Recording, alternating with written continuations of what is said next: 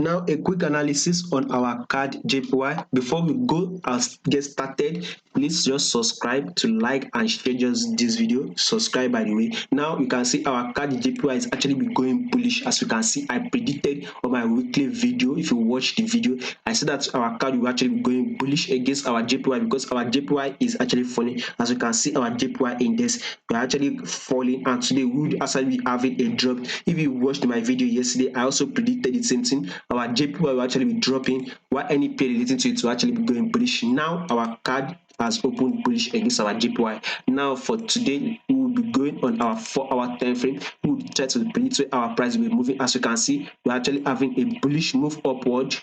And guess what? We are now having a retracement called what? We've now actually gotten this retracement. Now is not time for us to actually go bullish on our CADJPY. So definitely go bullish on our CADJPY. This is the best time to actually go bullish because before this week end, or possibly Friday when this week end, we will be closing bullish, by the way, massively. So our CADJPY for the day is actually going to be going bullish, by the way. So on our 4-hour time frame, same thing with our 1-hour time frame. Right now on our 1-hour time frame, our price is actually chopping here. As you can take it as a pullback, a reversal, a pullback, whereby we had a push up.